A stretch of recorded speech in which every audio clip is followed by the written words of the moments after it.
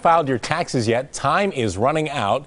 You only have about a month left to get it done, and that time seems to go by fast. Joining us this morning to give us some advice on your taxes, Dan Potter, Family Wealth Planning Director from the tax firm Grant Thornton. Good morning to you, Dan. Good morning. All right, so when we talk about taxes, do you really find that there are a lot of procrastinators out there?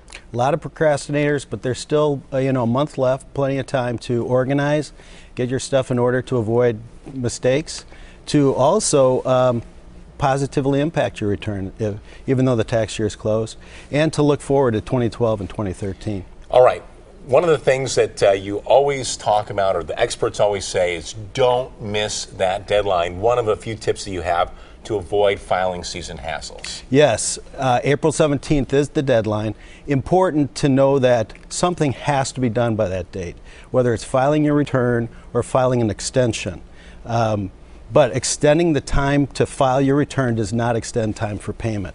Generally, you have to have paid in about 90% of prior year's taxes in order to avoid penalties. You say check the numbers twice. Check the numbers twice. Avoid math errors. Don't pay any more tax than you have to. Filing electronically will help you do that. If you file manually, make sure not only that the math adds up, but also the input matches your tax forms, 1099s, W-2s, Social Security numbers for your dependents and yourself and your spouse. How important is it to keep track of what you give to charities? Very important. Form 8283 is a very important form for individuals who give to charity property in excess of $500. What percentage of your income do you have to give to a charity or to charities in order for it really to make a difference on what you're paying in taxes?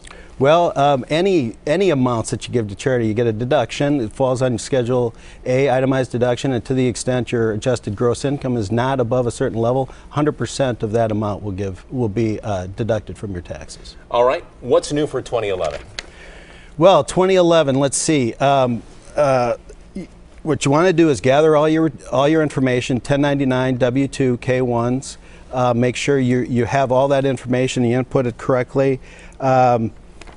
And determine your correct tax status. You want to make sure that your tax status as of 12/31 is correct, not as of April 15th. Okay, and you say that you can affect your 2011 return by contributing to the IRA? Contributing to your IRA? That's correct. Even though the tax year has closed, you get a above-the-line deduction for a contribution to your individual retirement account. If you don't have an account open, you can open an account before April 17th.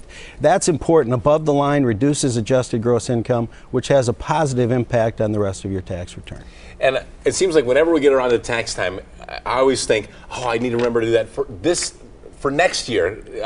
Things kind of slip through the cracks. What are some things right now that people can start thinking about now to alleviate their tax burden for the next time around? Yeah, before we do that, let's go back to the other thing I think it's important for 2011 for people to consider is reconsider Roth conversions. A lot of people made Roth conversions in 2011 thinking that their accounts were depressed and they were paying the least amount of tax. If those account values have come down further, they can reconvert, not pay tax on 2011, and reconvert at the lower value for 2012. That's important. All right, unfortunately, Dan, that's all the time we're going to have for this morning, but we're going to put these tips up on our website so you have a chance at home to review them one more time. And if you'd like more information from Grant Thornton, you can log on to our website, today's TMJ4.com, and just go to the links section.